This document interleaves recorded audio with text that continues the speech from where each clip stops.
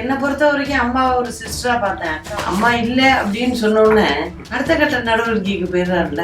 டக்குன்னு யாரும் வந்து எங்கள் வீட்டு ஆட்களாக இருந்தால் கூட டக்குன்னு அம்மா வந்து எப்போதும் ரெகுலராக பார்க்குற மாதிரி பார்க்க முடியாது. நான் எப்போதுமே பதவிக்கு ரொம்ப வெயிட்டும் இருக்க மாட்டேன், அப்படி எடுத்துக்க மாட்டேன். அம்மா இருந்தப்ப சொன்னாங்க 2 முறை ஆனாங்க. அப்போ நான் என்ன நினச்சேன், சரி இப்போ சொன்னது நான் சொன்னது, அம்மா இல்லை இறந்துட்டாங்க. அதனால எல்லாரும் அங்கே கூட இருந்தவங்க கூட இருந்தவங்க யாருமே அதை ஏற்றுக்கலை. எல்லாரும் சொன்னது வந்து நீங்கள் இருக்கணும் இந்த சமயத்தில், அதான் சிலமா சரியாக இருக்கும் அப்படின்னு தான் சொன்னாங்க. நான் தான் திரும்ப திரும்ப சொன்னேன், இல்லை இப்போ இருக்கட்டும், பன்னீர்செல்வம் தானே.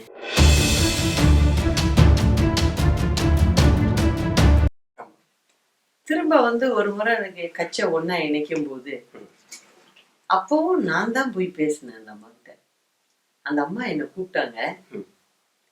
நம்ம அம்மாட்ட பர்மிஷன் வாங்கிக்கிட்டு நான் போய் பார்த்துட்டு வரேன் அப்படின்னு சொன்னேன். அம்மா என்ன சொன்னாங்க, நம்ம இவ்வளோ கஷ்டப்பட்டுட்டு நம்ம இதில் வந்துட்டோம், எதிர்கட்சி தலைவராக இருக்காங்க, இப்போ எதுக்கு போய் அவங்கள பார்க்குறேன், அவங்களால தானே இந்த பிரச்சனை வந்தது. அந்த மாதிரி விஷயங்கள்ல அம்மா வந்து ரொம்ப கராராக இருப்பாங்க. அப்போ நான் என்ன சொன்னேன், இல்லை ஒரு பெரியவங்க கூப்பிடுறாங்க, பரவாயில்ல நான் தானே போகிறேன், நான் ஒரு சின்ன பொண்ணு தானே, தலைவரோட ஒய்ஃப் தானே, போனால் என்ன தவறு அப்படின்னு சொல்லிட்டு போனேன். அப்போ போனப்ப என்னை கூட்டிகிட்டு போனது யாருன்னு பார்த்தீங்கன்னா நம்ம இனியன் சம்பத். அவர் தான் வந்து என்னை இங்கேருந்து அழைச்சிட்டு போனாரு. அம்மா கூப்பிடுறாங்கன்னு வந்து சொன்னதும் அவர் தான். அப்புறமேல வாங்க இனியன் போகலான்னு சொல்லிட்டு நான் அங்கே போனேன். அங்கே போனப்ப அந்த அம்மா சொன்னாங்க, தன்னோட வந்து சேர்ந்த அமைச்சர்கள் வந்து அவங்கவுங்க சுய லாபத்துக்காக என்ன பலிகடாகிட்டாங்க, அதனால என்னுடைய கணவர் ஆரம்பிச்ச கட்சி இந்த கழகத்தை நான் பிரிச்சுட்டேங்கிறதுல நான் சாகக்கூடாது. அந்த அம்மா என்கிட்ட சொன்னதான். அவங்க ரொம்ப இன்னசென்டா தான் இருந்தாங்க நான் பார்த்து பேசும்போது. அதனால வந்து எனக்கு நிறைய ஃப்ரெண்ட்ஸுமா. ஆனா அம்மா பேரை சொல்லி ஒரே ஒரு ஃப்ரெண்டா இருந்தாலும் நல்ல ஃப்ரெண்டா இருக்கம்மா நீ, அதனாலதான் நான் உன்னை கூப்பிட்டு பேசணும்னு. என்னோட ஃப்ரெண்ட்ஸ் எல்லாம் யாரும் என்கிட்ட இப்போ இல்லை. ஏன்னா நான் இப்போ ஒரு சீட்டு கூட நாங்கள் ஜெயிக்கல, அதனால என்னை விட்டு எல்லாம் போயிட்டாங்க. அதனாலதான் உன்னை கூப்பிட்டேன். நான் இந்த கெட்ட பேரோட போக விரும்பல, அதனால கச்சை ஒன்னா இணைச்சிடலாம் அப்படின்னாங்க. சொல்லும்போது என்ன சொன்னாங்கன்னா, அவங்க சைடு போன அமைச்சர்கள் இருந்தாங்க இல்லையா, அவங்க எல்லாம் அங்க இருந்தாங்க வெயிட்டிங் ரூம்ல. அவங்க கிட்ட எல்லாம் சொல்ல வேண்டாம், நீங்க உங்க மனசோட வச்சுக்கமா, நைட்டு நான் கையாலே எழுதி ப்ரெஸ்ஸுக்கு அனுப்பிச்சிடுறேன் அப்படின்னாங்க. அதே போல நைட்டு 12 o'clock அனுப்பிச்சிட்டாங்க அவங்க. அதன் பிறகு நாங்க வந்து சுப்ரீம் கோர்ட்ல கேஸ் இருந்துச்சு, டூலிப் சிம்பிளை முடக்கின கேஸு. நாங்களும் கேஸ் போட்டு இவங்களுக்கு தான் வரணும்னு சொல்லி நாங்கள் ட்ரை பண்ணோம். இப்போ அந்த அம்மா லெட்டர் கொடுத்ததுக்கு பிறகு வித்ட்ரா வாங்கிட்டாங்க.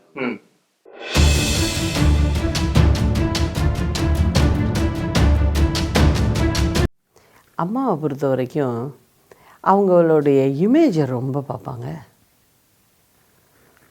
டக்குன்னு யாரும் வந்து எங்கள் வீட்டு ஆட்களாக இருந்தால் கூட டக்குன்னு அம்மா வந்து எப்போதும் ரெகுலராக பார்க்குற மாதிரி பார்க்க முடியாது.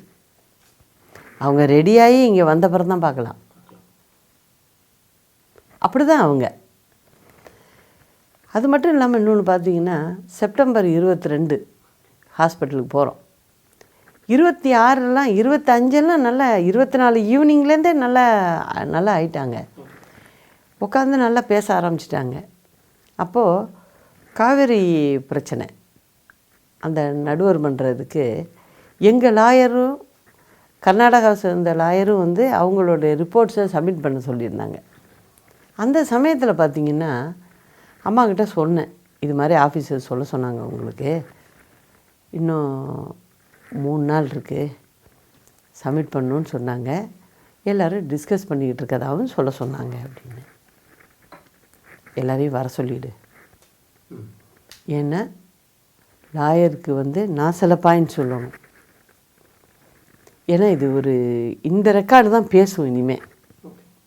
நமக்கு அந்த வாட்ரு வந்து நமக்கு பிரித்து கொடுக்கும்போது இது வந்து முக்கியமான பேப்பர் இது. அதனால் இதில் நான் முழுமையாக இதை பற்றி சொல்லணும் அப்படின்னாங்க. அப்புறம் ஆஃபீஸர்ஸ்லாம் வந்தாங்க. ஏஜி வந்தார். ஏஜி வந்து ஒரு அரை மணி நேரம் லேட்டானது. ஏன்னா அவர் டிராஃபிக்கில் மாட்டிட்டதுனால இவங்கெல்லாம் இருக்கும்போதே சொல்ல ஆரம்பிச்சிட்டாங்க. சிஎஸ் நோட் எடுக்க ஆரம்பிச்சிட்டார் அம்மா சொல்கிறத. அப்போது அவங்கெல்லாம் கேட்டுக்கிட்டாங்க, அம்மா நல்லா உட்காந்து எங்களுக்கு டிக்டேட் பண்ணிகிட்ருக்கீங்க, ஒரே ஒரு ஜெயா டிவினாலும் கூட்டு ஒரு வீடியோ எடுத்துக்கலாமே, பத்திரிக்கைக்கு கொடுக்கலாமே அப்படின்னாங்க. நான் கேட்டேன், இப்படி கேட்குறாங்களே வர சொல்லவா அப்படின்னு கேட்டேன். இப்போ வேண்டாம், இன்னும் ஒரு வாரத்தில் சரியாயிடுவேன், அப்புறம் நான் வெளில வந்ததும் கொடுத்துக்கலாம் அப்படின்னு என்கிட்ட மட்டும் இல்லை, அந்த ஆஃபீஸர்ஸும் எதிரில் தான் உட்காந்துருக்காங்க. அப்படியே சேர் போட்டு உட்காந்துருக்காங்க எல்லோரும். அவங்கக்கிட்டே சொன்னாங்க. அப்போ அவங்க என்ன சொன்னாங்க, சரி அப்படின்னு சொன்னாங்க. அதனால எங்களுக்கு ஃபோட்டோன்றது நாங்கள் தனியாக எடுத்து கொடுக்க முடியாமல் இருந்தது, வேற ஒன்றும் இல்லை.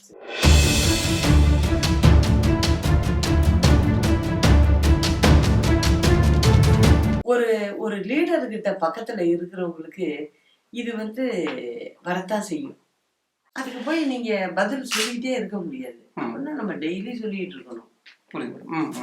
இப்போ ஒருத்தங்க இப்போ நீங்கள் பாருங்க, தொடர்ந்து யாருமே நிறைய பேர் என்ன பண்ணுறாங்க, இப்போ பன்னீர்செல்வம் இருக்காரு, அவர் மாதிரி உள்ளவங்க என்ன செஞ்சுருக்காங்க. இப்போ அம்மா இல்லை அப்படின்னு சொன்னோடனே அடுத்த கட்ட நடவடிக்கைக்கு போயிடுறாருல, தனக்கு அந்த நாற்காலி வேண்டும்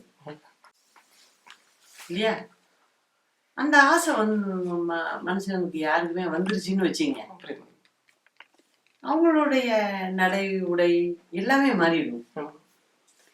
நம்ம தான் அப்படின்னு நினைச்சோன்னு வச்சுங்க, எப்போதும் ஒரே மாதிரி இருப்போம்.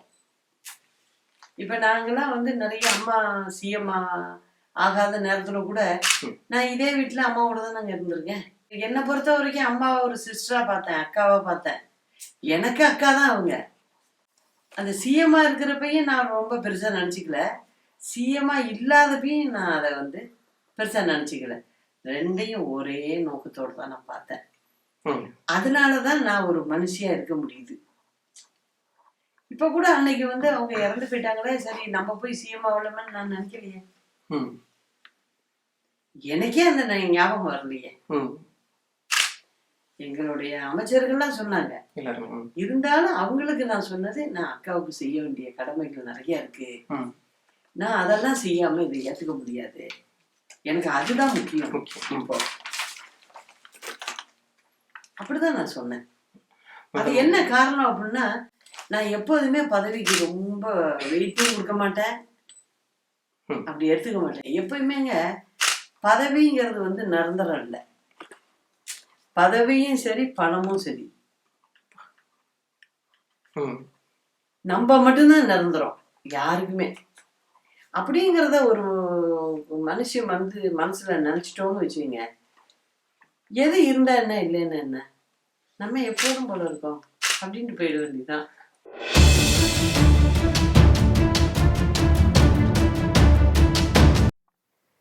ஒருத்தங்களை பார்த்து சிரிக்கிறது அப்படிங்கிறத மீனிங்கில் நான் சொல்லலை. அம்மா இருந்தப்போ சட்டசபை நிகழ்ச்சியில் நான் பார்த்துருக்கேன். அதே பன்னீர்செல்வம் இப்போது 4 நாள் நடந்துச்சு இல்லையா, அந்த 4 நாட்கள் நடந்த சட்டசபை நிகழ்ச்சியை பார்த்தீங்கன்னா, இது ஏடிஎம்கே டிஎம்கேங்கிறதே தெரியல அங்கே.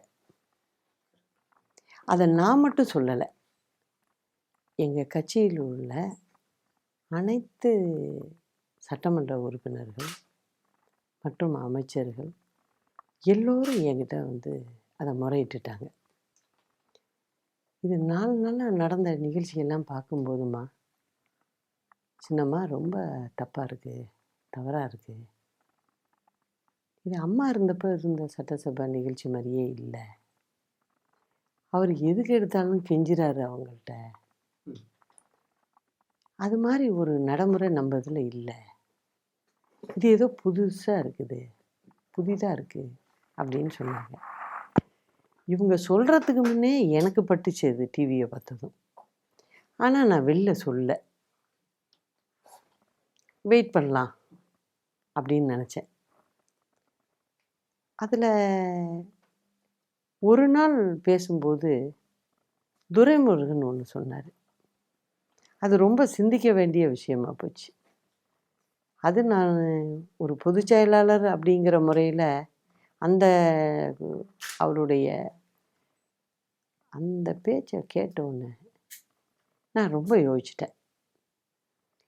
அவர் என்ன இண்டிகேஷன் கொடுக்குறாரு? எங்ககிட்ட 89 இருக்குது, நீங்கள் உடச்சிக்கிட்டு வாங்க, நாங்கள் சப்போர்ட் பண்ணுறோம், 5 வருடம் நீங்கள் சிஎம்மாக இருக்கலாம் அப்படிங்கிறத பேசுகிறார். அவர் ஒன்றும் மறைச்சி தனியாக போய் பேசலை, சட்டசபைக்குள்ளேயே பேசுகிறார். இந்த திமுகவை சேர்ந்த துரைமுருகனுக்கு இப்படி ஒரு வார்த்தை முன்பு எப்போயாவது அம்மா இருக்கும்போது வந்திருக்குமா? வந்ததில்லையே. அப்போ கொஞ்ச நாள் இவர் சிஎம்மாக பதவி வகித்தார். திரும்ப அவர் வந்து ஃபைனான்ஸ் மினிஸ்டர் ஆகினார். அம்மா திரும்ப பழையபடி சிஎம் ஆனாங்க. அப்போ அந்த பன்னீர்செல்வத்தை பார்த்து துரைமுருகன் கேட்கலையே அதை. இப்போ எப்படி கேட்குறாரு? அப்போ உங்களுக்கு ஏதாவது பிரச்சனை ஏற்பட்டால் நாங்கள் இருக்கிறோம், அதனால் நீங்கள் ஒன்றும் கவலைப்படாதீங்க அப்படின்னு தானே சொல்கிறாருங்க அவர். அதை தான் நாங்கள் எடுத்துக்கிட்டோம். அதை எடுத்ததுக்கு பிறகு தான் எங்களுடைய அமைச்சர்கள், மற்ற சட்டமன்ற உறுப்பினர்கள் எல்லாரும் கலந்து பேசி என்னை வந்து அவசரப்படுத்தினாங்க. இவர் வந்து ஒரு உண்மையான அனைத்து இந்திய அண்ணா திராவிட முன்னேற்ற கழகத்தை சேர்ந்த ஒரு மந்திரி அப்படிங்கும்போது, வெறும் மந்திரி மட்டும் கிடையாது, இப்போ வந்து முதலமைச்சராகவும் இருக்கிறாரு. அப்படி இருக்கும்போது உடனே எழுந்து அவர் என்ன சொல்லியிருக்கணும்? எங்களுக்கு இத்தனை எம்எல்ஏ இருக்குது, பெரும்பான்மை இருக்குது, நாங்கள் ஏங்க உங்களோட தயவை பார்க்கணும் அப்படின்னு சொல்லியிருக்கலாமே. அது சொல்லியிருந்தாருன்னு வச்சுருங்க, இப்பயும் அவர் நீடிச்சிருப்பார். அது சொல்லலையே. அது வந்து எங்கள் கடைக்கோடி தொண்டனும் அன்னைக்கு டிவியை பார்த்துருப்பாங்கல்ல, அவங்களுக்கும் ஒரு குழப்பம் ஏற்பட்டிருக்கும்ல.